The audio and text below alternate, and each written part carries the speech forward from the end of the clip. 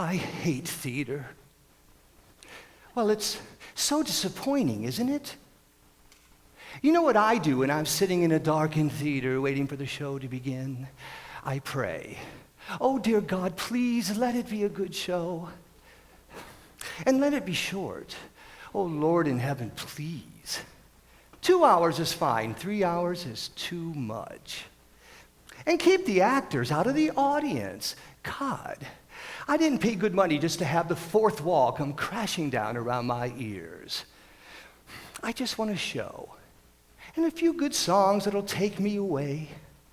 I just want to be entertained. I mean, isn't that the point? Amen.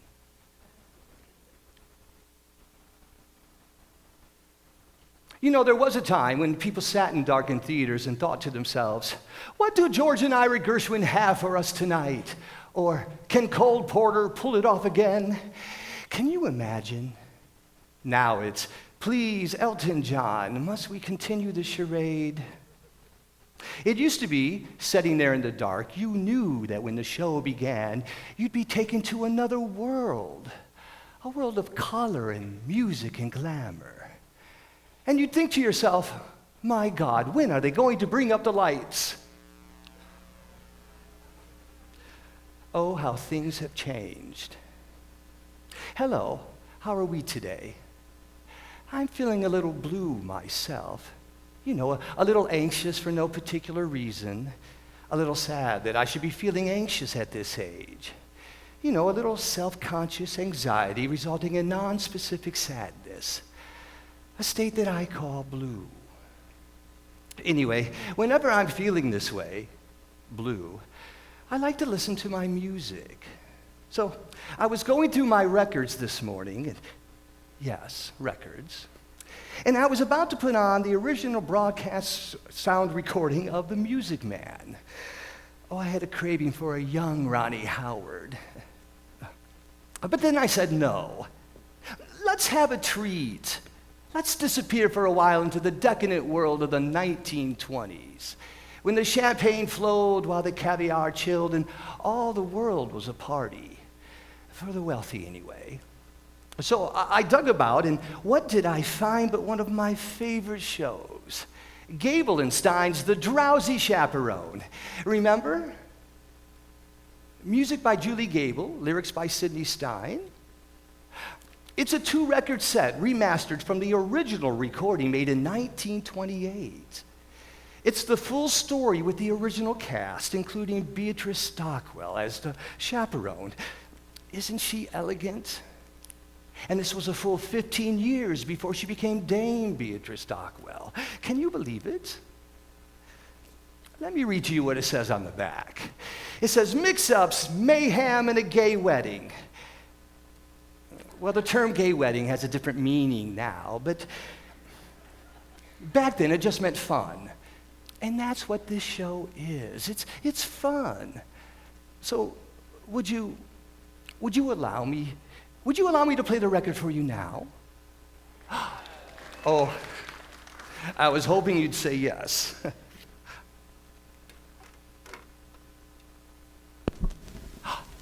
You hear that static? I love that sound. To me, it's the sound of a time machine starting up. Okay, let's visualize. Imagine, if you will, it's November 1928. You've just arrived at the doors of the Morrison Theater in New York. It's very cold, and remember when November used to be cold? Not anymore. November's like the new August now. It's global warming, and we're all doomed.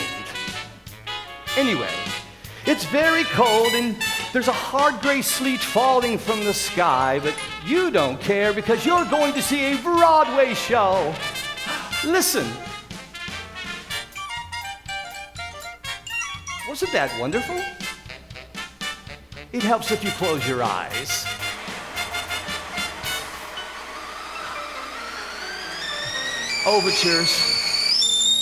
Overtures are out of style now, and I miss them. They're the show's way of welcoming you. Hello, welcome. The meal will be served shortly, but in the meantime, would you like an appetizer? That's what an overture is. It's a musical appetizer, a poo-poo platter of tunes, if you will. Oh, something new. What could it be? Sounds like a dance tune. Kind of rollicking. Maybe involving pirates. Oh, don't worry, there are no pirates. Oh, here it is. The moment when the music starts to build and you know you're just seconds away from being transported. The curtain's going up. I can't wait.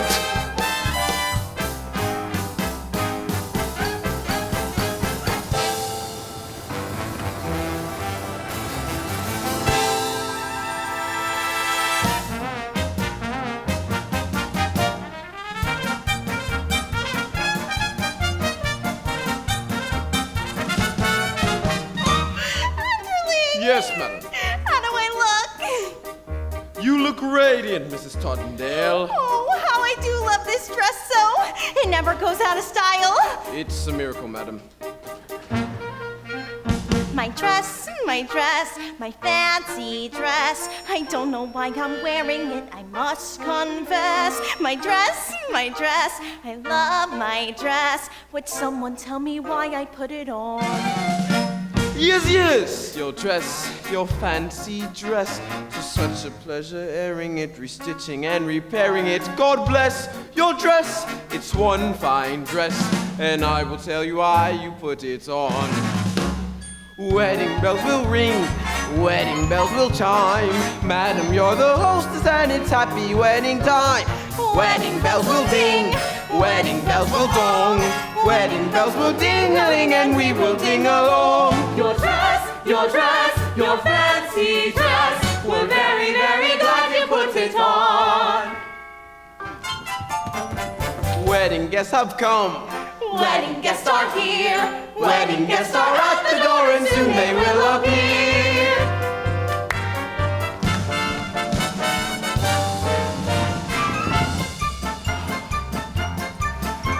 I'm Robert, the bridegroom. I'm here to marry Janet, the star of Felder's Follies, whom I love a lot. I'm George, that's George, his best man, George. I'm honored to be doing what a best man ought. Mrs. Tottendale, now don't you worry, I have this whole wedding planned out. The key is organization. See, each string represents a task yet to be completed. Pay the musicians, yell at the florist, and book the minister. This whole wedding's going to run like clockwork. There's gonna be a wedding! I'm Felton, producer. I've lost my leading lady. I've got to stop this wedding or I might get shot. I'm kidding, just kidding. I came with Mr. Felton. I'll be a leading lady if I get my shot. We're pastry chefs.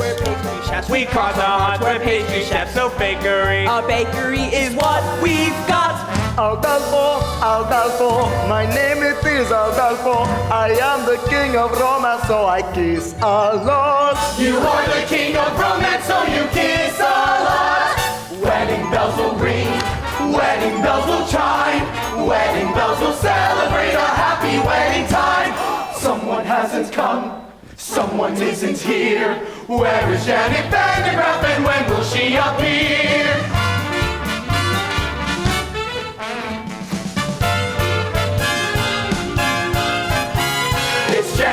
It's Janet Vandergraff. I'm Janet Vandergraff, here to marry Robert Martin, giving up a life of glamour to tie the knot. Am I late? I'm the chaperone of Janet Vandergraff, maid of honor, friend and confidant, and all that rot. Where's the bar? A wedding, hooray! It's prohibition, madam. A wedding, how gay! Good thing I brought my own. A wedding today! Champagne makes me drowsy. It's really happening, truly happening, almost happening. What is happening?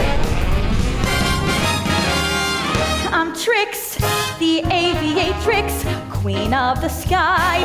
I circle through the stratus in my modern apparatus. I'm Trix, the aviatrix. I gotta fly.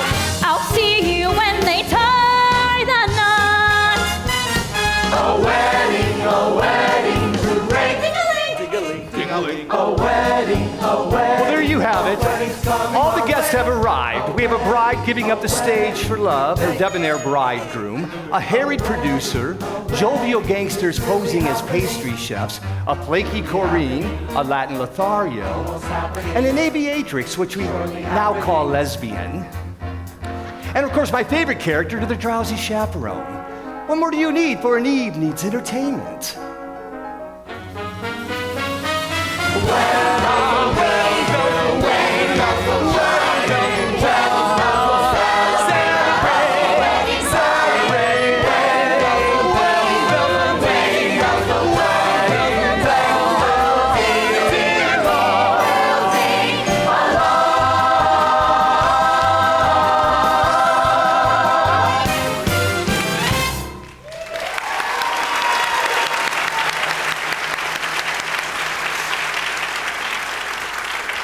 Wasn't that wonderful? And we will ding along. I don't even know what that means. All right, I'll lead you through the record as best I can. Don't worry, it won't be hard to follow. We begin with a welcome from the love-struck groom. Well, I would like to thank you all for coming. I tell you, I must be some lucky fellow. Why, who would have thought that I, Robert Martin, will be marrying a glamorous showgirl, and that glamorous showgirl will be willing to give up a successful career for me, Robert Martin. Now, if it weren't for Prohibition, I'd say let's raise the glass. Here, here, to Miss Janet Van de Graaff, the most beautiful girl in the world. Absolutely not. Excuse me. The groom mustn't see his bride on the wedding day. It's bad luck. I hope you heard that, because that's the plot, basically. Hang on for the ride. Breakfast will be served in the Arabian room. Say, it's a little early in the day to be drinking, isn't it? I don't understand the question. Listen, just keep Janet away from Robert, you understand? You're the chaperone, that's like your only job. Aye, aye, mon capitan. Oh, Robert, who's my little monkey? I am your little monkey. With the bride and groom whisked away, we now turn our attention to the B plot, which involves the producer. Mr. Feldig! Getting married and then leaving show business? Mr. Feldig! Don't she know I got obligations? Mr. Feldig! I can be a new leading lady! You said it yourself. I'm useless in the chorus. Kitty, for the last time, you ain't got what it takes. But I've been taking lessons. Singing, acting, and ballet. Ballet? Yeah, and I'm pretty good at it too. Last week I auditioned for Swanee Lake. A little annotation. Kitty and Felczyk were a couple in real life, Jack and Sadie Adler. Now, this is a familiar comic construct, a stupid woman and her long-suffering companion. Well, she appears stupid, but in the end, she does something clever and makes everyone wonder whether it was all just an act. The irony here is Sadie actually was quite stupid.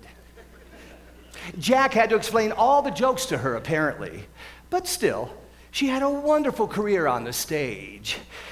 At that time, the theater was the only place where stupid people could still earn a decent living. That was before television, of course. Kitty, I don't have time for this. A petite four, Mr. Feldzig? Not now. Perhaps a nice profiterole. Boys, I'm not hungry. Then perhaps we'll give you something else to chew on. Yeah, something that ain't food. What? Your confusion is to be expected. Although we stand here in the guise of innocent pastry chefs, we are also And primarily, employees of a certain individual A certain individual? a certain individual. who happens to be the largest single investor of Feldzig's Follies. He has sent us here As pastry chefs, to express his concerns about Miss Van de Graaff's impending nuptials. specifically, That if she gets married and leaves the show, then there ain't no show. Say, don't know you? No, you don't. Have you ever spent any time in Toledo? Have you ever spent any time in a coma? No, but I have a cousin in Seattle. Kidding! Boys, you tell your boss that there ain't nothing to worry about. You have my word. Oh, we'll take your word, all right. But to go back on that word would be a recipe for disaster. I hope I made myself perfectly eclair. One can only hope. You just gotta be kidding me. A trifle much. Don't talk with me. All right, boys, you can drop the pastry chef act. Alas, we ganache. We're on the lamb. Lamb's an entree, you macaroon.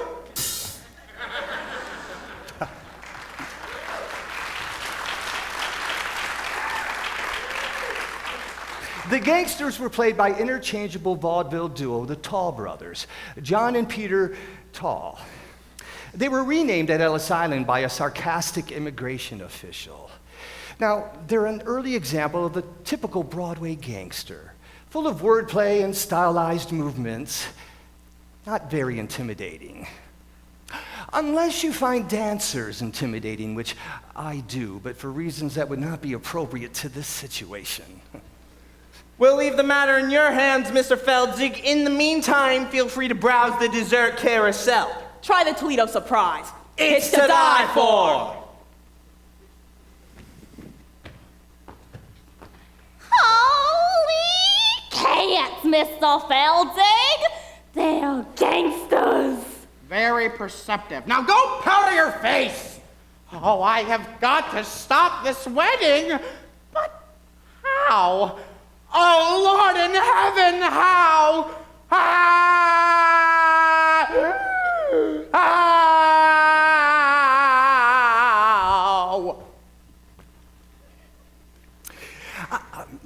I always thought that was a little overplayed. Well, with the story well on its way, we moved to the groom's room.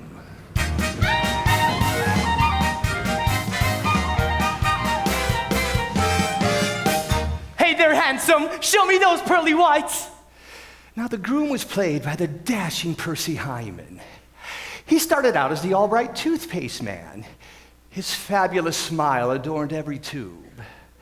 Albright was hugely popular in the early 20s because it contained cocaine. It's true. If you looked at the label, it was the 5th ingredient down, right after sugar. Anyways, it wasn't long before he became a huge matinee idol. Now, it's perfectly normal for a groom to be nervous on his wedding day. It is. Of course. I love Percy Hyman. Now, some people say he was a bad actor, but to those people I say, shut up.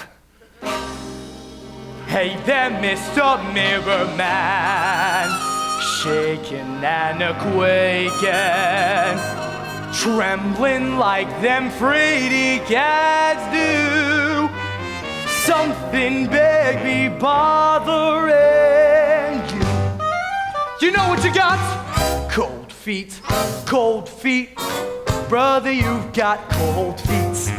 You can make them cold feet hot with a little rhythm. Young feet, old feet can be uncontrolled beats. Rhythm makes them cold feet trot down the aisle. Frosty arches, they can learn to swing. Icy toes can dive. Wedding marches played in ragtime swing make frigid souls come alive and take that dive. Cold feet, schmold feet, turn them into bold beats. Rhythm makes them cold beats. You don't say. Why don't you just slime back into your mud hole, you backstabbing worm? Now I have to find a new minister. Say, what are you up to? I'm just singing a song an old Negro taught me, a Dixie remedy for wedding day jitters. Oh, you think you got the jitters? You have the easy part. I still have to get the rice, the boutonnieres, and a minister. I have the weight of the wedding on my shoulders. It sounds like you've got cold feet. What do I got? Cold feet. What do I want? Bold feet. What do I do? Scold feet? No! cold feet's hot.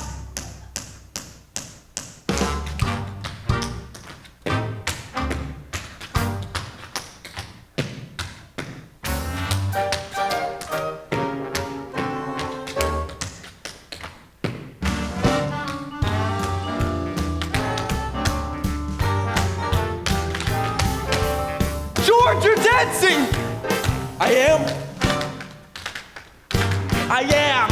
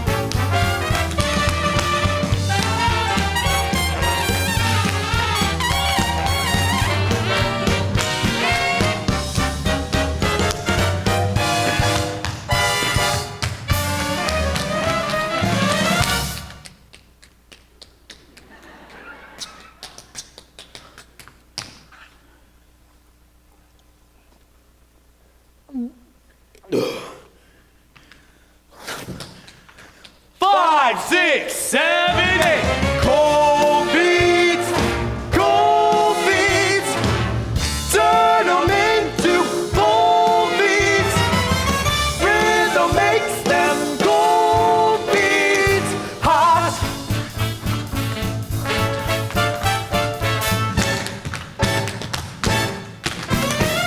You make the cold beats hot. You make the cold beats hot. You make the cold beats hot. You make the cold beats hot.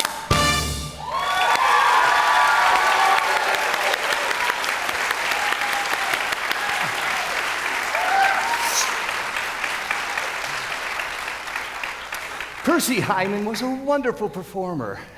I like to think of him panting and sweating after a long dance routine.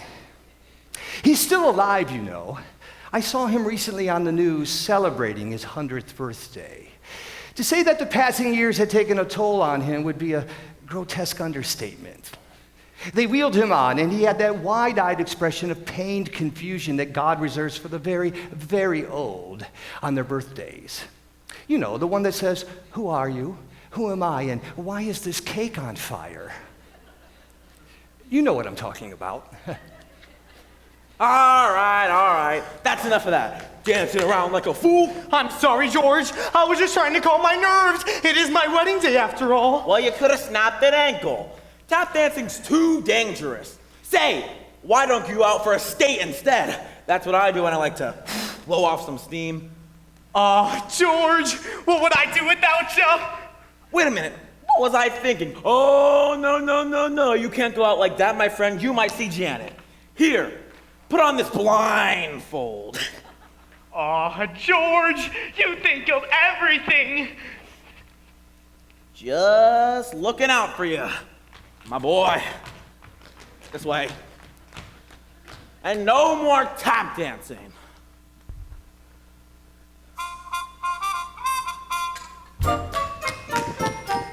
Wedding bells will ring. Wedding bells will chime. Wedding bells will celebrate. Just ignore it. It does this occasionally. It rings. Just ignore it. It'll stop soon.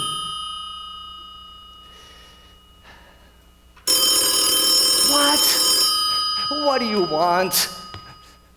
Hello, you have reached my answering machine. Leave a short message after the tone and I'll call you back at my convenience. Well, there it is. The moment is ruined. Thank you, life. It's like a cell phone going off in a theater. God, I hate that. Hello, what are you doing? Oh, I'm sitting in the theater ruining the moment. How about you? I couldn't get out tonight, so I thought I'd ruin the moment by proxy. Sorry, let's just shake that off. Let's go back in our minds to 1928. They didn't have cell phones in 1928, but I'm sure they had something for the ruining of moments. Bugles or something. Happy wedding time!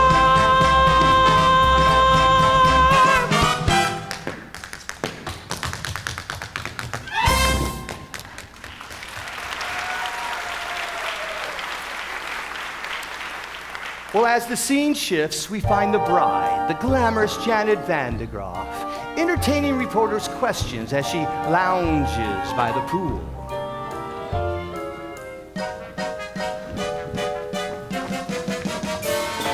Miss Van de Graaff, is it true you're giving up a successful career to marry a man you hardly know? Yes, Robert and I met on the Lido deck of the Ile-de-France. He amused me with stories of his father's oil interests. We spooned, briefly, and then he proposed. So, you won't be returning to the stage ever? I shan't. You shan't? I shan't. Can we quote you on that? Of course. One more question. Yes. Why in the world would anyone put olives in a Gibson? I got a question. How come you're giving up the footlights when you know very well you got grease paint in your veins? Victor, please. Oh, Janet, please, I'm begging you. Dump the mug, stay with the Follies. I'll give you anything you want. Fine, I'll put your name above mine on the marquee. Oh, Victor, if you think this is about vanity, well, you couldn't be more wrong. I don't want to show off no more. Janet, please. I don't want to sing tunes no more. I don't want to ride moons no more. I don't want to show off. I don't want to wear this no more. Play the saucy Swiss no more. Blow my signature no more. I don't want to show off. Janet, please. Don't try to control me. I've made up my mind, and that's it. I quit. I'm leaving it all behind. I don't want to be cute no more. Make the gentleman hoot no more. Hey, baby. I don't want to wear fruit no more. I don't want to show off. She don't want to show off no more. Not me!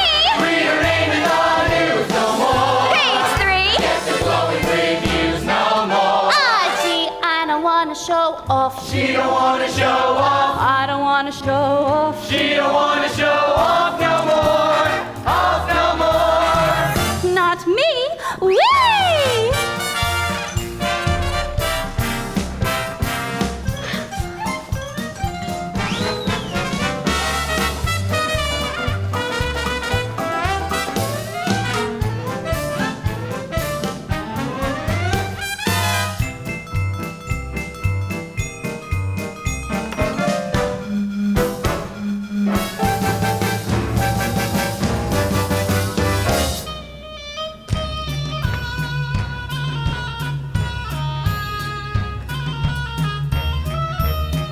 I don't want to show off.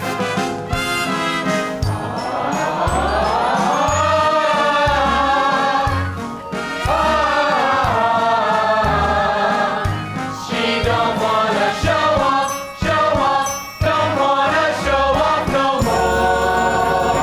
Don't want to show off no more.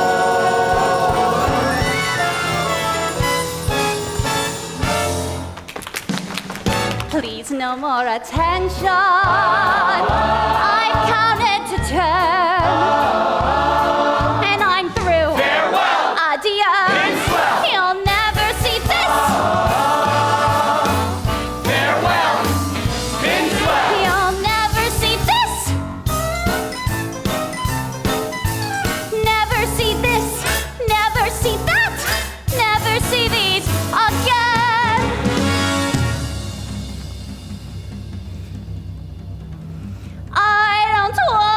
change keys no more. I don't wanna striptease no more. I don't wanna say cheese no more. I don't care if you score. I don't wanna be cheered no more. Praised no more. Grabbed no more. Touched no more. Loved no more. I don't wanna show off. She don't wanna show off. I don't wanna show off. She don't wanna show off. She don't wanna show off. I don't wanna show off.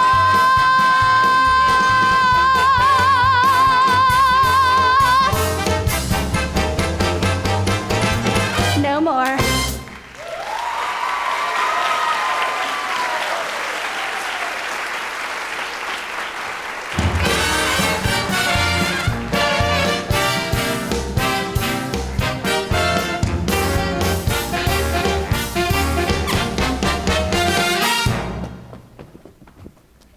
Did I miss something? Well, Mr. Feldzig, it appears Miss Vandegraff no longer desires a life on the stage. Can't you see it's killing her soul? Don't worry, boys. This ain't over yet. Yeah, I'm surprised you didn't do an encore. I don't wanna encore no more. Keep 'em shouting for more no more. I make the audience roar no more. I don't wanna show.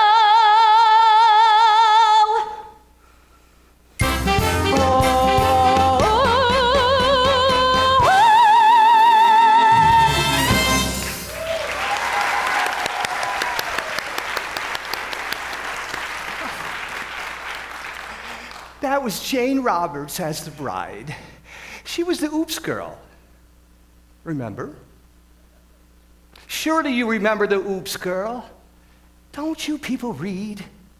She was billed as the girl whose sexual energy was so great it caused the men around her to have accidents. Spill their drinks, drive their cars into trees. And then she would go, oops. Well, I'm not doing it justice, but people ate it up. She did a whole series of films. Oops, The Oops Girl, Oops Girl Come Home, and Oops Girl at Sea, which won an Oscar for special effects. Okay, so begging and groveling didn't work. On to plan B, and for that, I'm gonna need an accomplice. Someone gullible with loose morals. I need, what do you call them? A European. La la la la la la la la la la la. In walks Aldolfo, self-proclaimed ladies' man. Aldolfo was played by former silent film star and world-class alcoholic Roman Bartelli. He was the one who later drank himself to death at his chateau in Nice, remember? It was 5 days before they found the body, and by that time it had been consumed by his poodles. Well, partially consumed. Excuse me, sir, I don't believe we've met. I am Aldolfo. You are Aldolfo? Yes, I am Aldolfo. Not the Aldolfo. Yes, I am Aldolfo. Oh. Funny, you don't look like a scoundrel. Yes. Oh, what? I just overheard the groom saying that Aldolfo is a scoundrel. I just heard him say that. What? Aldolfo, a scoundrel? Those very words. Oh, Aldolfo is a scoundrel? It's like I'm hearing it again. Oh, this is outrageous. He's saying this to peoples. To beautiful ladies with breasts for making love.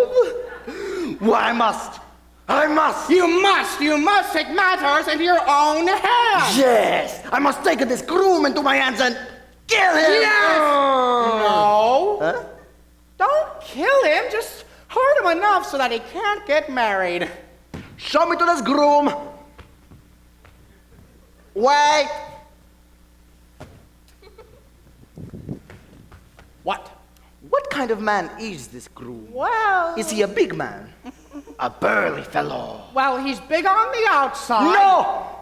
No! Adolfo will not fight big man.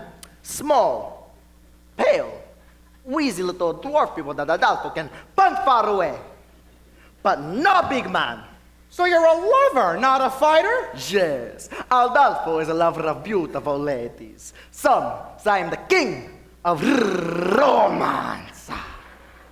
Well, you know what they say. Best way to get revenge back at a man is through his... door. No. Revenge back at a man through his... window. No. Revenge back at a man through his... Through his? There is no other ways. I'm not Santa Claus coming down chimney. Through his woman. Oh, through his woman. Yes, Adolfo, you must seduce his woman. His woman. His bride. Adolfo will make love to the bride. That will show people Adolfo is not a scoundrel. Show me to this bride. Wait. What? What kind of woman is this bride? Is he a big woman? No. A burly woman? No, she's the cat's pajamas. Pajamas? She's a looker, an attractive woman. Oh, show me to this captain. Pajamas. Adolfo will make a Stop it! Like a cat in pajamas.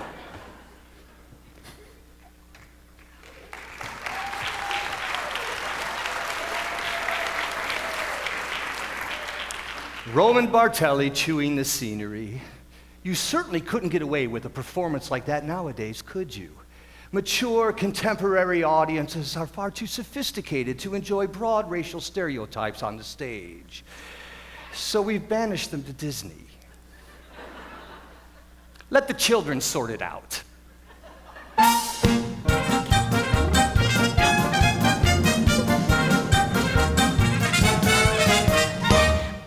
Yes, madam. The pastry chefs have been kind enough to provide the liquor for the party. But remember, Underling, we must be discreet. Yes, madam. It's prohibition after all. I'm aware of that, madam. We'll have to use code words. For instance, if someone asks for a glass of ice water, that means they want a glass of vodka. You got that? Yes, madam. Are you sure? Maybe you should write it down. I understand, madam. A glass of ice water is a glass of vodka. What's a glass of ice water? Vodka. Ice water? Vodka. Vodka! Well, you see, that's settled then. One less thing to do. Oh, Underling, may I please have a glass of ice water? I found our meeting with the pastry chefs rather trying, and I would enjoy a refreshing glass of ice water.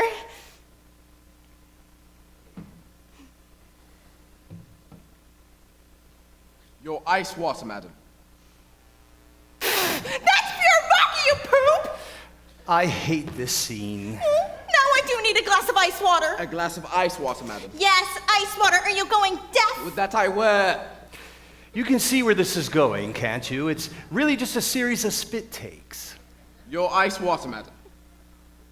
That's pure rocky, you poop! You know, in some ways, the Drowsy Chaperone was quite progressive. A Hispanic actress playing the aviatrix, for instance. Your ice water, madam. That's pure rocky, you poop! Yes, some elements were quite progressive. Others were stale in 1928. You know what? I'm just going to skip ahead. Where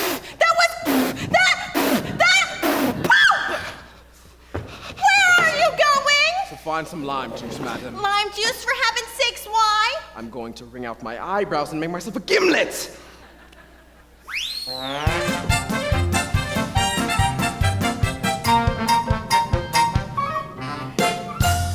Now, you're probably wondering, what's a routine like that doing in the show? It's simple, really. There's a song coming up, and they needed something to allow for a set change. It's mechanics. It's like pornography. Oh, let me explain what I mean by that. In pornography, the storyline is simplistic. How do I pay for this pizza? Being the classic example. My point is, as in a musical, the story only exists to connect the longer, more engaging production numbers. What? Well, what kind of society do we live in if we can't discuss the similarities between pornography and musical theater?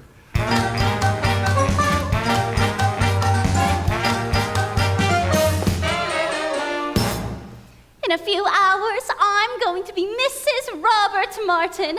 Oh, my head is spinning. Yes, life is a mad whirlwind. Now, this scene is interesting. This is the only time in the show when Jane Roberts and Beatrice Stockwell are alone together on the stage. Jane Roberts was an emerging star, but she was a powerhouse and a force to contend with. I'm so full of apprehension, but I suppose that's normal, considering the circumstances.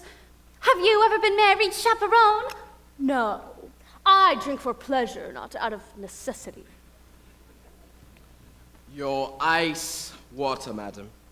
I'm afraid we're fresh out of olives. Have you ever been married, underling? Heavens no, madam. If I'm going to serve women, I prefer to be paid for my efforts. Oh, you two. I know it seems crazy to give up a successful career to marry a man I hardly know. But somehow, for some reason, when I look into his eyes, his big monkey eyes, gee, I get all woozy. And that's love, isn't it? Not necessarily. The wooziness could be caused by any number of things. I mean, I'm woozy right now. And I'm certainly not in love. Now, Beatrice Stockwell was famous for her rousing anthems. She entertained and inspired the troops in every major world conflict up to and including the Falklands War. Of course, by that time, she was in her late 80s, and her anthems didn't so much rouse as stupefy. But still, she demanded that her rousing anthem be included in every performance she ever did. You just couldn't say no to her. That's star power. Really, you're not being the least bit helpful. Couldn't you at least allay my fears with a few choice words of inspiration? Inspiration? Really, dear, that's not my forte. Well, yes, but if you were to... As we stumble along on life's funny journey, as we stumble along into the blue, we look here and we look there, seeking answers anywhere, never sure of where to turn or what to do. Still we bumble our way through life's crazy labyrinth, barely knowing left from right nor right from wrong. And the best that we can do is hope a bluebird will sing his song as we stumble along. Oh, that was quite nice. Along! Well, that was quite nice, but I just don't see how it pertains to my situation. Let me explain. Oh, really? That's not necessary. I suppose I'm just looking for a few sympathetic words of...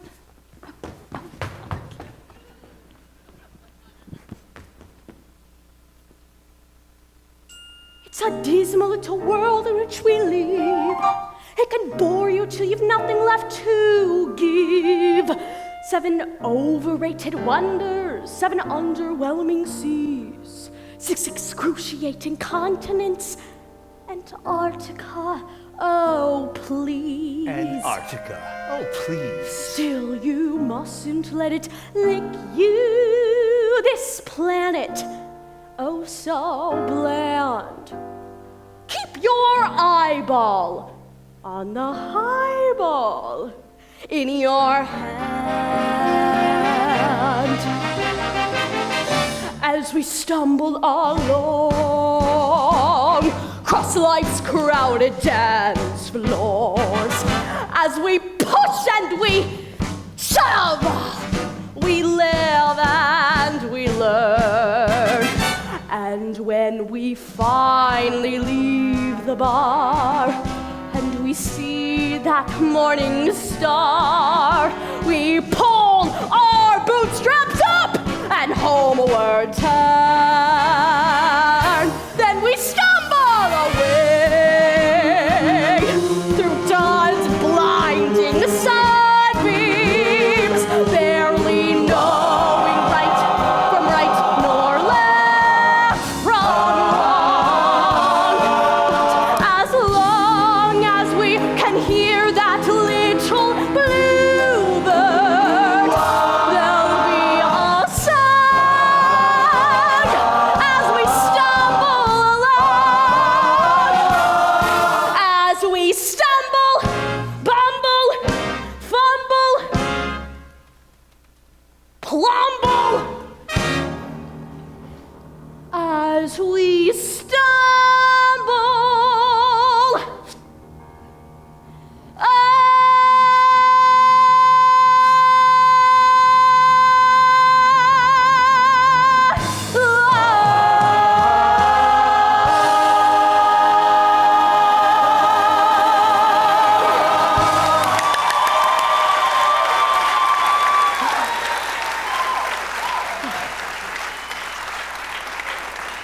Don't you just love her? Basically, she sings a rousing anthem about alcoholism. But that's what I love about her. She does her own thing when she wants, regardless of the needs and concerns of others. My mother was like that. Well, that was quite inspiring, Chaperone, but I'm still conflicted. Oh, please, just tell me, is Robert the man for me? My dear, it is something you have to decide for yourself. But I just don't know if he loves me. Why don't you ask him? Why don't you say, Roger, do you love me? It's Robert, and I'm not allowed to see him. In fact, it's your job to keep me away from him. You're right.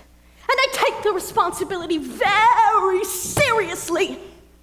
However, I'm just, this moment, feeling terribly, terribly drowsy. I'm afraid I have to have a lie down. Now, whatever you do, don't go wandering through the garden, seeking out your fiancé to ask him the question upon which your future happiness depends.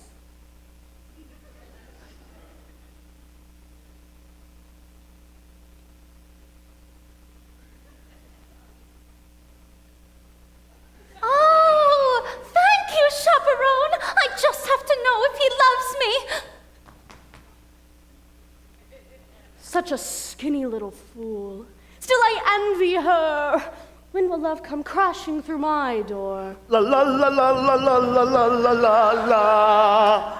Oh, look who it is, Aldafo. Come to seduce the bride. I am Adolfo. Try not to think of the poodles while you're watching this. I am Adolfo, and you are bride. No, I am not. What? This is bridal suite, and you are the only one here. Therefore, you must be bride. Interesting argument, but I'm afraid you are a moron. What? Me no bride. Perhaps I could take a message. Yes, very good. Dear Van de Graaf bride, I must make love to you and transport you to the place of ecstasy. Sooner is better. Signed, Adolfo, King of Romance. Well, you saw through my little ruse. You found me out. Ah, so you are the bride. Apparently, yes. Take me, Aldolface! Oh, no, not Aldolface, Adolfo. You must remember my name for when we are making love. And you are screaming, you must say the right name or it will spoil everything. How can I make you remember?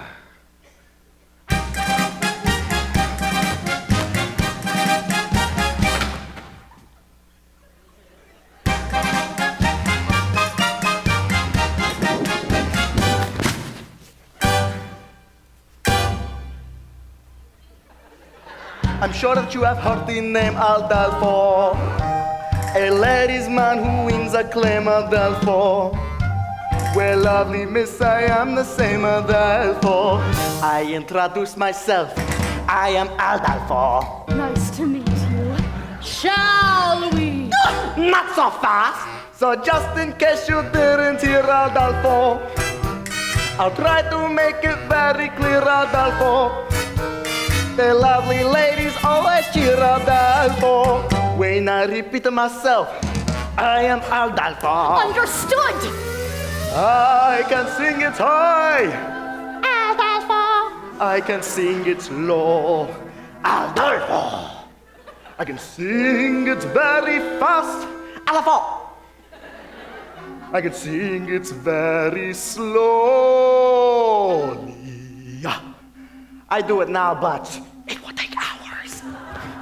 Now let us see if you can remember my name. I'll give it a shot. Now who's the fellow that you see? Adolfo. And how should you refer to me? Adolfo. And who is it I'll always be? Adolfo.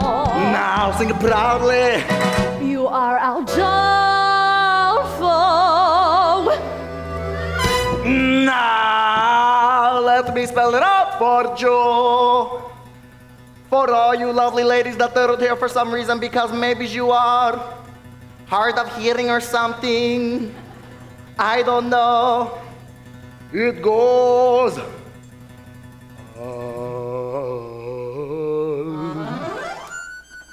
Da.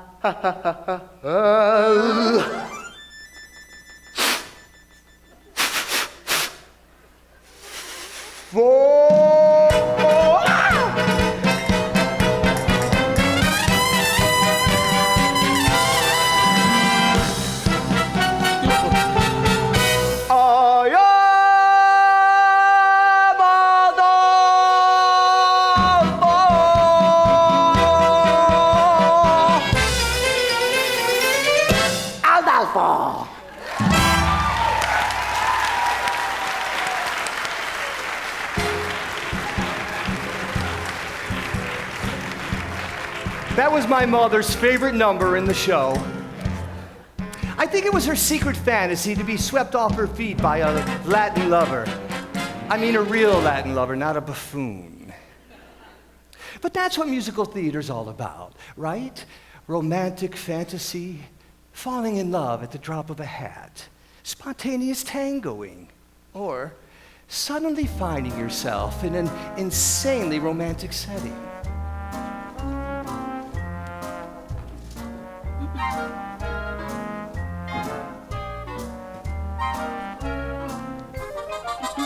I'm an accident waiting to happen. La da da da da da da da. Robert, look out!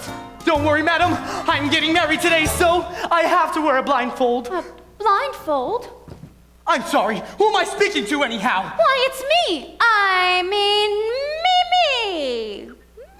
Mimi from France. This scene couldn't be any more ridiculous. So, you were marrying Janet van der Graaf, no? Oui. I hear she's very beautiful. Oui. And glamorous. Ah, oui, oui. Is it true that she has an exceptionally broad range and excels at playing both comedic and dramatic roles? Say, I'm having trouble placing your accent. What part of France are you from? Oh, the middle part, where they make the toast. So, you were telling me about your, how do you say it in English? Fiancé? Ah, that's right. Well, tell me, when was the moment you knew she was the only one for you? It's a funny story, actually. We were standing on the Lido deck of the Ile-de-France. Yes. I was amusing her of stories of my father's oil interests. And then what happened? I looked into her eyes, her big, glamorous eyes, and then I felt all woozy. And then you fell. And then you fell? Yes, right on my keister. And I said, I guess I don't have my sea legs yet. But we haven't left the dock. That's what she said. And that's when I knew it must be love. And then you said? And then I said, there was a time I can stomp on a dime. Forbearance was one of my talents. But since you've been around, I can't hold my ground. I'm consistently losing my balance. I'm an accident waiting to happen. I'm a mishap about to ensue. I'm the toy on the stair, the three-legged chair, the hem that's been caught by a shoe. When my two lovesick arms started flapping, there were nothing my ankles could do. I'm an accident waiting to happen, so how be I happen to you? And then what happened? And then she joined in. When men say I'm sweet and they fall at my feet, my heart doesn't beat any faster. But when you lose control, it touches my soul. So I'm bracing myself for disaster. You're an accident waiting to happen. That's right. A catastrophe destined to be. That's me. I'm the rags in the cellar. A broken umbrella, a branch hanging loose from a tree. I could see myself jumping and clapping for a man who lives dangerously. You're an accident waiting to happen, so hurry and happen to me. And then what happened? And then we kissed. You're an accident waiting to happen, so hurry and happen to me.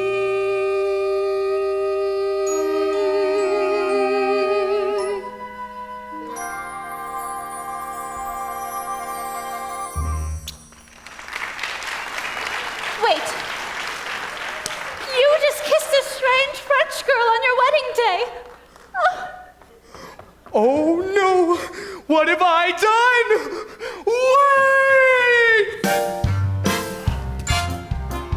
Wait! Well, it seems that the blindfold and the fake French accent have led to a terrible misunderstanding. What a mess. Will it all work out in the end? Of course it will. It's not real. It's a musical. Everything always works out in musicals. Nothing ever works out in real life.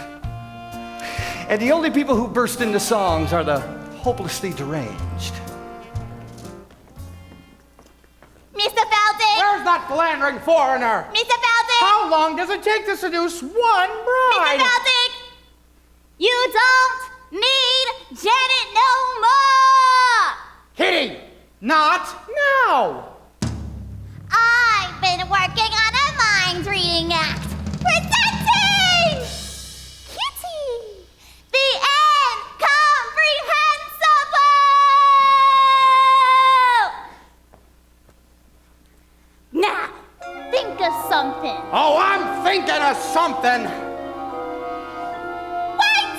I'm getting it! Pick up some milk and a loaf of rye bread. And don't forget to shave your legs. You're reading your own mind, you idiot! Oh, no wonder it was so easy. Mr. Feldzig, It would seem that the wedding is proceeding according to schedule. now it's time you received your just dessert. What do you say, partner? Should we whip up something special for Mr. Feldzig? Yeah, how about a Toledo surprise? An inspired choice. A Toledo surprise? I've never heard of that. No, you haven't. Those who ever generally never heard from again. We'll share the recipe with you. Foist, you chop the nuts. Then you pound the dough. And then you bake it up nice and slow. And then you got a Toledo surprise. Could you run that by me again? It's a very simple recipe, Mr. Feltzik. First, you chop the nuts. Then you pound the dough. And then you bake it up nice and slow. And then you got a Toledo surprise. What do you say we give him a little taste? All right. Hold it! What style, what grace, what rhythm! Open your fists and shake them and give that recipe to me one more time, huh? Da-da-da-da-da-da. Chop the nuts, pound the dough, bake it up Right. nice and slow. Then you got a Toledo surprise. Now sell it! Pick the peach, peel the skin, mush it up, throw it in. That's a tasty Toledo surprise. Keep it First you cooking. beat it up, then you sweet it up. When you heat it up, if it tries to rise, don't let it, it's a snap. Try it, folks. Whip your whites, split your yolks. Then you got a Splendido Toledo surprise. You boys are naturals, honest. Keep it up and I'll go work on the contracts. Hey! A 5, 6, 7, 8. Mr. Feltzik, whoa! What's going on here? Hey, I'm developing a new act. Toledo surprise. You're putting gangsters in the show and you won't put me in these? They're not even in the union! Hey! Relax, the new show. It's for you and these boys are your backup dancers. Backup dancers, holy cat! What that hot Toledo does to my libido? Good, yes indeedo! Sugary yum yum. Surprise! Squeeze the cream, grease the pan, lick the spoon, flip the plan, makes you bust your tuxedo. Toledo surprise! Wait! Adolfo, he make announcement. Wedding is off. What? For the love of God, why? Adolfo has made love to the bride. Ew. That's not the bride, you idiot. That's the chaperone. The wedding is on. The wedding is off. What? Robert kissed a French girl. Her name is Mimi. She's very beautiful. I couldn't help it, Janet. She was just like you. Only French. Sweet mother of pearl. What is all the commotion about? The wedding, madam. There's gonna be a wedding. Not anymore. Ooh, what a tragedy. What a wonderful, wonderful tragedy. Clear the floor, boys. I'll show them how it's done. First you beat it up, then you sweet it up. When you heat it up, if it tries to rise, don't let it. Oh, Mr. Feltzik! Toledo surprise. Surprise! Wait until it's ready. Surprise! Wait until it's ready. Wait till it's ready. Now it's looking ready. Surprise! Makes me twitch, makes me shake. This dessert takes the cake. Hits me like a torpedo. Toledo surprise! Toledo surprise. Toledo surprise. Surprise.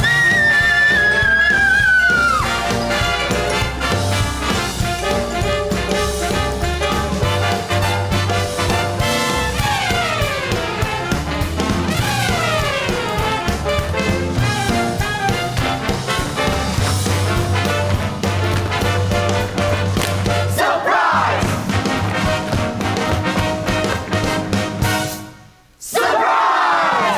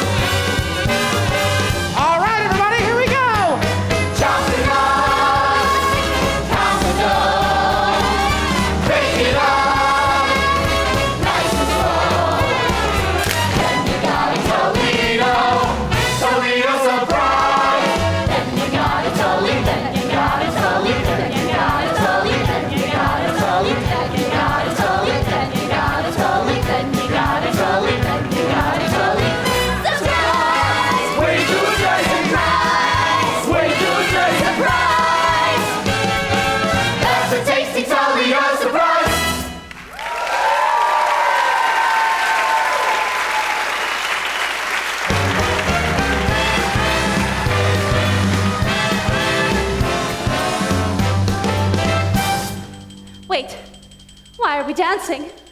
Our dreams are in tatters. Yes, but the tune is so infectious. Oh, Robert, this is the saddest day of my life.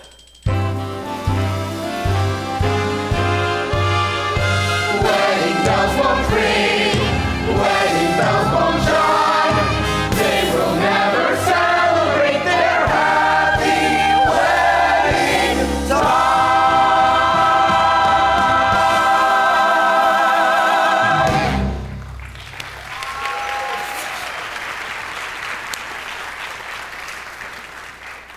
Well, that's that. The curtain falls, and it's time for the intermission.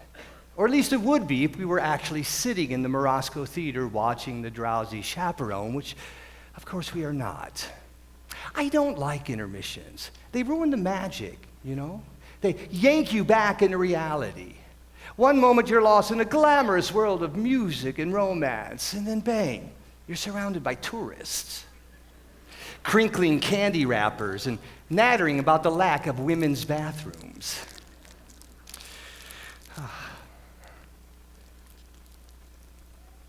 Oh, I'm sorry. It's a power bar. I have a bit of a blood sugar issue.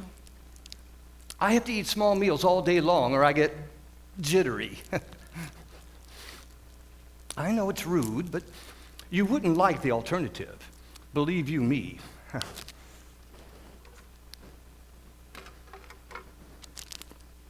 Believe you me.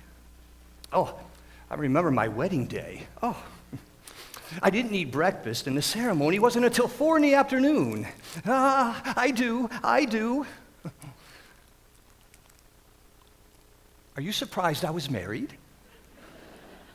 Well, there you go. You shouldn't go around making assumptions about people, now should you? I'm a very complicated person.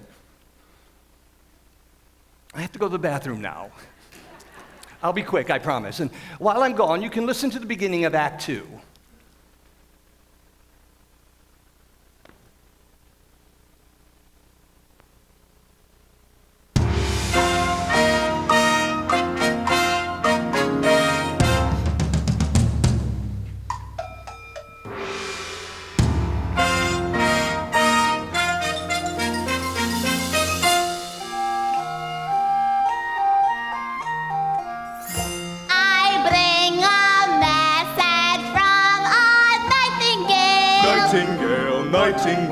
Nightingale song. I bring a message from a nightingale. Nightingale.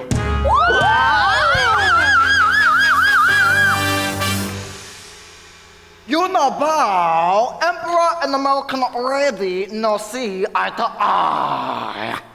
But, Emperor, sometimes a different outlook can change your point of view.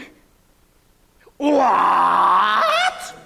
Precisely. What is it about the Asians that fascinates Caucasians? What is it about the Asians that's so nice?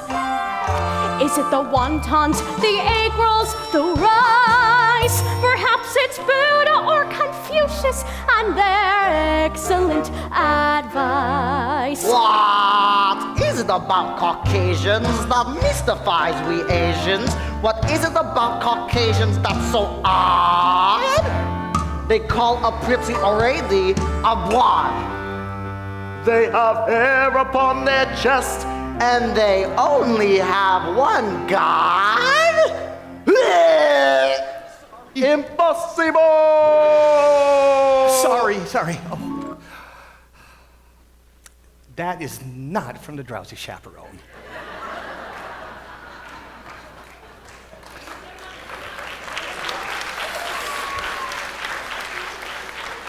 It's from another musical entirely. I have a woman who comes in once a month. Can you say that? I have a woman.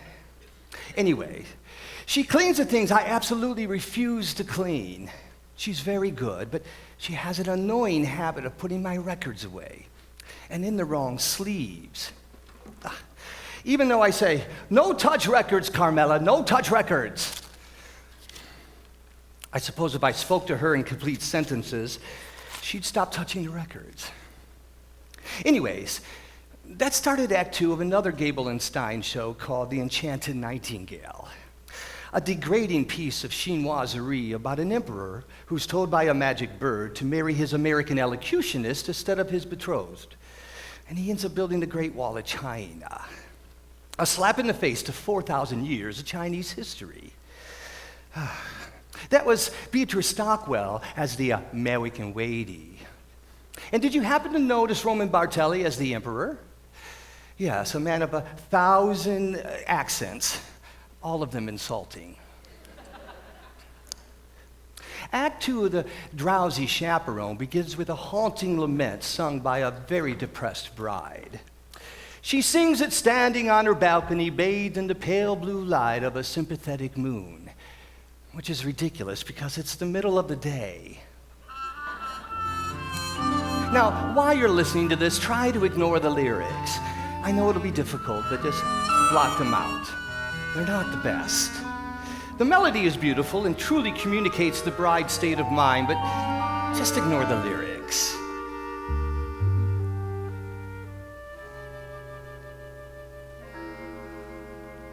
I put a monkey on a pedestal and tried to make that monkey stay. And he did for a time, but he needed to climb up with other monkeys, play far away. He left his jacket on that pedestal beside his tiny rusty cup. And I haven't got the strength to pick them up. Oh, monkey, monkey, monkey, you broke my heart in two. But I'll always save that pedestal for you.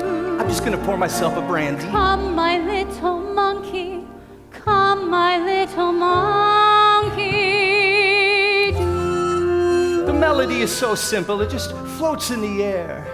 And I have to admit, I get a little misty every time I think of that tiny jacket lying on the pedestal, its long sleeves dangling on the floor.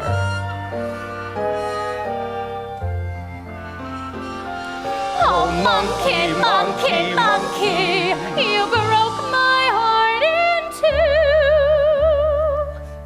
But I'll always save that pedestal for you. Come, my little monkey, come, my little monkey.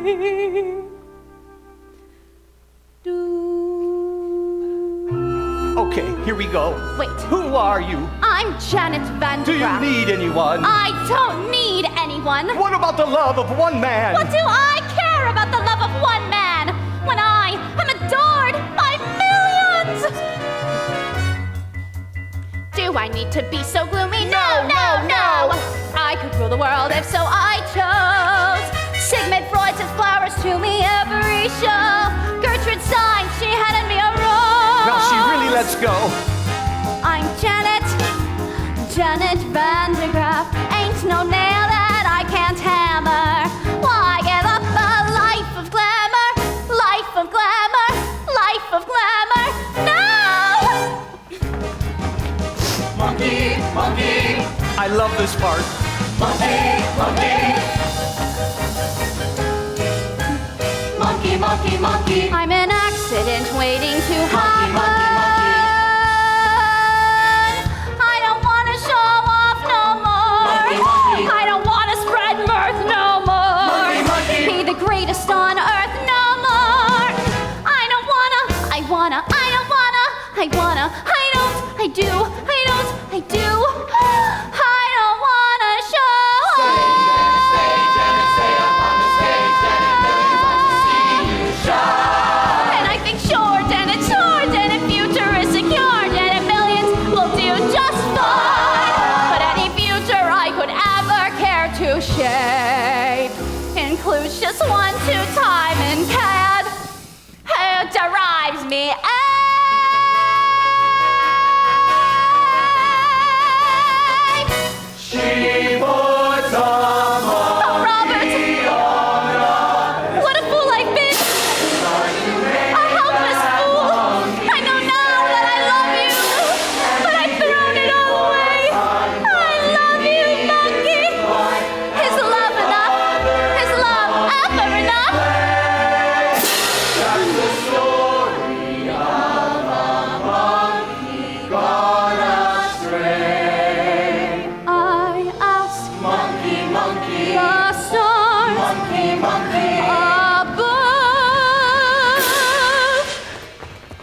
Is it the monkey or my pedestal?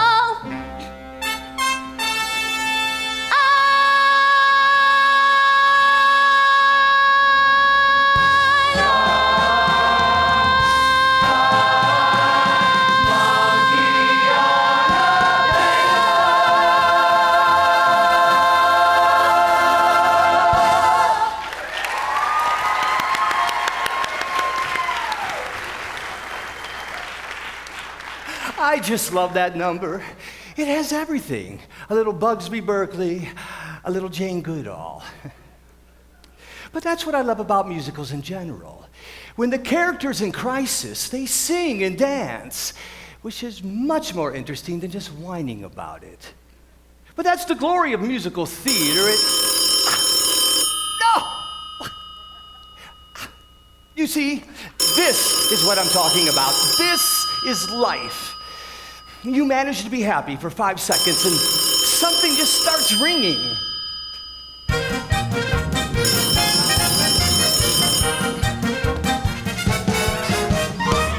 What a beautiful day for a wedding. Shall I have the pews removed now, or would you prefer I wait till morning? Okay, I'm going to stop this right here because I don't want this number ruined by a ringing telephone. Now, what we have here are 2 vaudeville performers who have slipped through the cracks of time, Noel Fitzpatrick and Ukulele Lil. I don't know anything about them. I suppose Ukulele Lil plays the ukulele, although she doesn't in this show. Actually, I tried to find out more about her. I went through all my books and actually tried the internet, but all my searches ended with Tiny Tim's autopsy photographs. Anyways, they're both charming. Why would you have the pews removed? The bride has called off the wedding, madam. Oh, underling, never listen to a bride on her wedding day. Love is a very complex emotion, underling. Yes, madam. You could be very close to someone 1 minute, and the next minute, well, you just want to stay with them. Do you understand? I'm familiar with the urge to strangle, yes. You see, that's just the nature of love. Love makes lovers worry, love makes lovers fret. But here's a fact on which we can depend. Just like long ago when Romeo loved Juliet, love is always lovely in the end. But madam, Romeo and Juliet was a tragedy. Oh, I never read reviews. Love can start a quarrel, love can cause a din, but love has always been a trusty friend. 'Twas a happy fate for Hank VIII and Anne Boleyn. Love is always lovely in the end. Might I remind you, madam, Anne Boleyn lost her head. Yes, she was in love! Love was good to Eve and Adam. Here we go again. And Samson and Delilah too. Good grief, may I pose a question, madam? Well, yes, of course. Why does nothing I say to you ever get through? Don't mind if I do.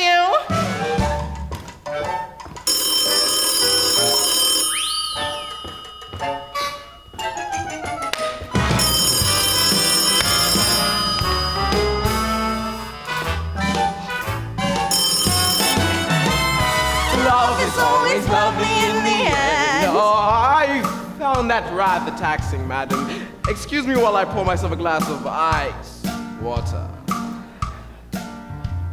Love sneaks up behind you. Love had never consciously offend. Love was certainly kind to me, and my true love. Love is always lovely in the end. But your late husband was a brute. I don't mean him, you silly coot.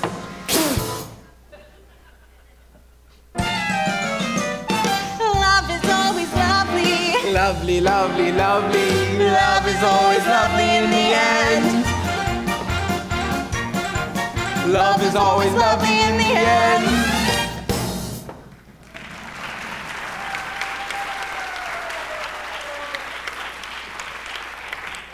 Yes, that was charming, but to be frank, On some level, that song pisses me off.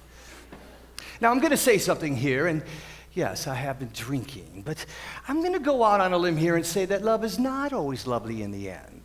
Often in the end, there are lawyers. And another thing. Surely someone was aware of the awkward sexual connotation of that title.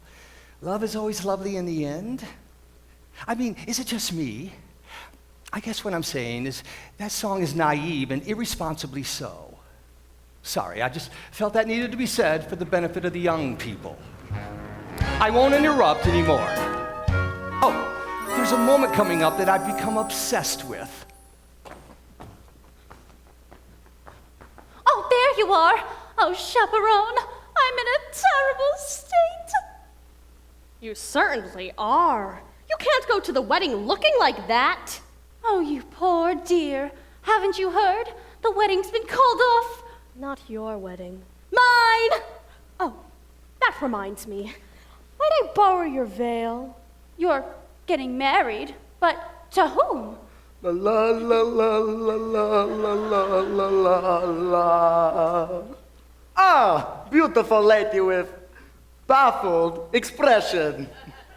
You're marrying Adolfo? I know it's surprising, but when I look into his eyes, his big, clumsy eyes, I get all drowsy. And that's love, isn't it? Yes, dear, that is love. Help me. There you are. All right, I'm gonna put my cards on the table. I got a weak card. Can't take the pressure. And if this goes on any longer, the old ticker's gonna give out. So please, tell me, is there going to be a wedding or not? Yes. Thank the good Lord in heaven. Adolfo and the chaperone are getting married. What? There you are! I have wonderful news. There's gonna be a wedding. We know. You know? Yes, we just heard. Well, who told you? I did. But how did you know? What difference does it make? Mrs. Tottenell and I are to be married at 6:30 this evening in the garden. What? Oh, yeah. Congratulations to everyone? Say, what kind of cockamamie wedding is this? Everybody's getting married except for the bride and the groom. There you are! Oh, Janet, I've been looking everywhere for you. Hello, Mr. Martin. Oh, please don't be that way. Can't you find it in your heart to marry me? Janet, it's our wedding day. George has gone through all this trouble and I love you more than I can say. But you kissed another woman. Yes, and I just can't understand it. This may sound ridiculous, but when I was kissing that French girl, why, it was just like kissing you. Oh, Robert, you were kissing me. You mean you're Mimi? Well, that French accent was remarkably accurate. Why, thank you. I developed it while playing Monique in Hold That Baguette. There you are! Before you do anything, think about this. No matter how much you play the part of the happy wife, you'll never, ever get a standing ovation. Oh, I just don't know. I'm so confused. Oh, chaperone, please, just this one time, give us some advice that is coherent and appropriate to the situation. Should I marry Robert? Okay, here's the moment I was talking about. Not only the culmination of the plot, but a moment that has fascinated me more than any other and has brought me back to this record again and again. Here it comes. Well, And my this- advice to you is... And this is it. Listen. live while you can. You see, you can't quite make out what she says because someone drops a cane. I'll play it for you again. Live while you can. Does she say live while you can or leave while you can? Live while you can. I mean, it's Beatrice Stockwell, so it may just be a cynical quip. But it's a wedding after all, and that's exactly what you think when you're standing at the altar, isn't it? Live or leave?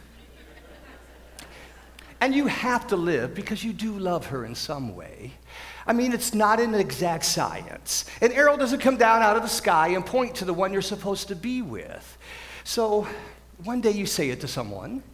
You say, I love you, but you basically phrase it as a question, but they accept it as fact. And then suddenly, there she is standing in front of you in a $3,000 dress with tears in her eyes. And her nephew has made the hoopah. So what do? Do you say, I was joking? I was kidding? No, you can. So you live, right? You choose to live. And then for a couple of months, you stare at the alien form in bed beside you, and you think to yourself, who are you? Who are you? And then one day you say it out loud. And then there's a trial separation and couples counseling, and all your conversations are about her eating disorder and your Zoloft addiction. And you're constantly redefining, reevaluating, revisiting before you finally lose the deposit on the house. And the whole relationship ends on a particularly ugly note with your only copy of Gypsy spinning through the air and smashing into the living room wall. But still, on a larger sense, on a broader sense, it is better to have lived than left. Right? Live while you can. Oh, you have no idea how many times I've listened to that. Oh, Chaperone, you certainly have a way with words. Robert, my answer is yes, I will marry you. Wonderful! Wonderful! Well, Mr. Feldzig, it appears this wedding is a done deal. Now you're in a truffle. And there's nothing you can do about it. Wait! But there is, you see, I found a new leading lady. Presenting Kitty, the incredible. Now, Kitty, concentrate and show everyone how you can read my mind. My mind.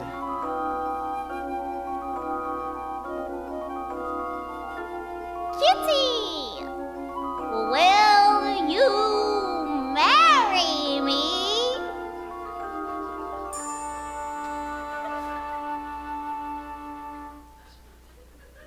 Holy chaos, Mr.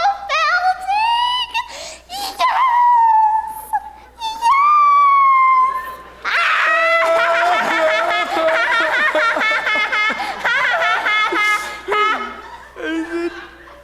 Isn't she amazing? Well, what are we waiting for? You ladies go put on your frillies. We'll all get married in one big clump. That's how they do it in Utah. Aw, George, I don't know how you managed to pull it off. 4 weddings in one day? I guess you're everyone's best man now. I am? Of course. I am. Hip, hip, Hooray! He's George, that's George, the best man, George. I'm honored to be doing what a best man ought. He's basking in the glory of a fight well fought. Wedding bells will ring, wedding bells will chime, wedding bells will celebrate a happy wedding time.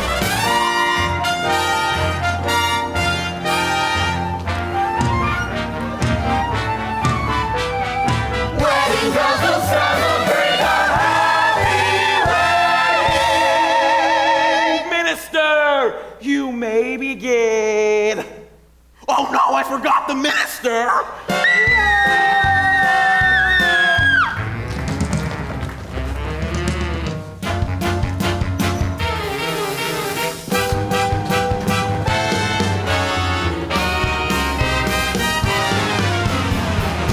Who the hell are you? I'm Trix, the aviatrix, queen of the sky. To Rio I was wending when my engine needed mending. I'll fix my navigatrix, and then I'll fly and let you lovers tie the knot. So sorry to crash the party, folks, but we'll have this fixed in 2 shakes and then off to Rio for Carnival. Wait, the captain of a ship can perform a marriage. Yes! And a pilot is comparable to a captain. Yes! And an airship is a chip of the air.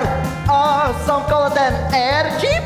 Oh, shit! Yes! Wait, I got it. Trix, you can marry them on the plane, and then we'll all have our honeymoon in Rio. Hooray!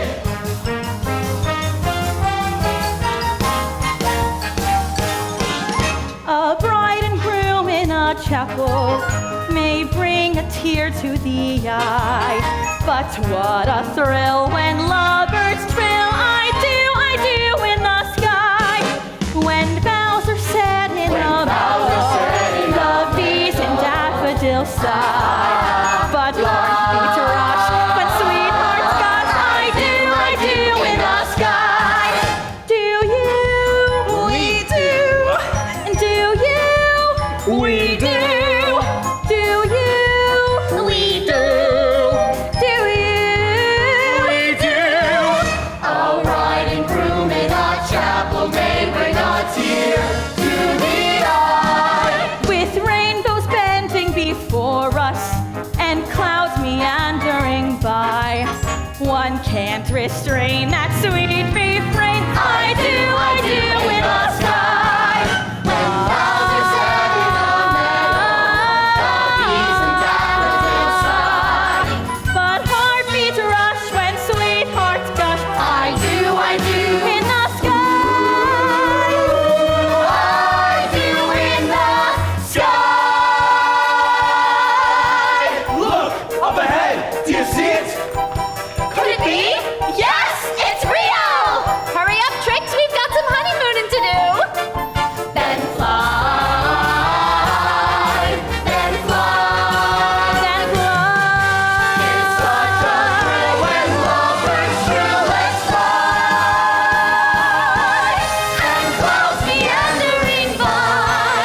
One can't restrain that sweet refrain. I do.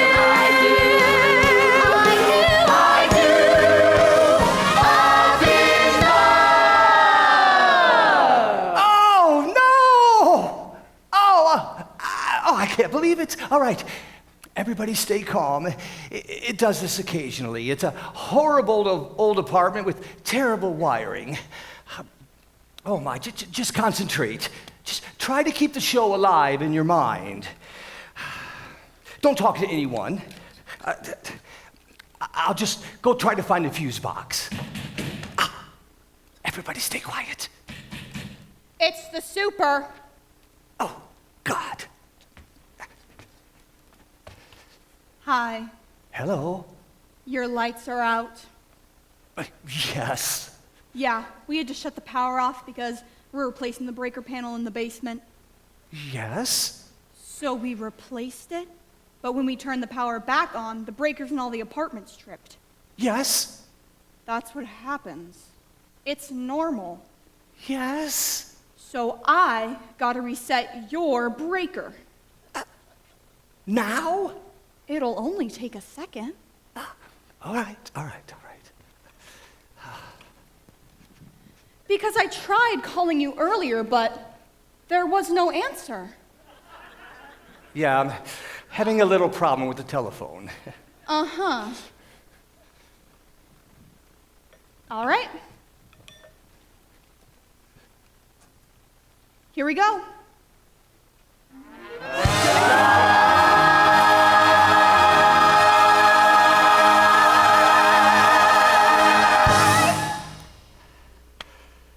What was that? It was a record. What kind of music was that? It was just music, a show. You know, a musical. You like musicals. No. I love musicals. I go to see them with my wife all the time. It's amazing what they can do nowadays. Have you seen Miss Saigon? They landed a helicopter on stage in that one. I mean, I've seen them all. Cats, Les Mis, Saturday Night Fever, but I liked the movie better. Really? Goodbye. Oh, it's ruined. One note away from the end of the show and the mood is broken. I should just start the record again from the beginning. No, I can't do that, can I? Oh, it's so frustrating. You have to understand, I love this show so much, and I've never seen it. My mother gave me the record just before my father left us. Oh, he didn't leave because of the record, although I'm sure it didn't help matters. Look, I know it's not a perfect show. The spit-take scene is lame and the monkey motif is labored, but none of that matters. It does what a musical is supposed to do. It takes you to another world. And it gives you a little tune to carry with in your head, you know? A little something to escape the dreary horrors of the real world. A little something for when you're feeling blue, you know?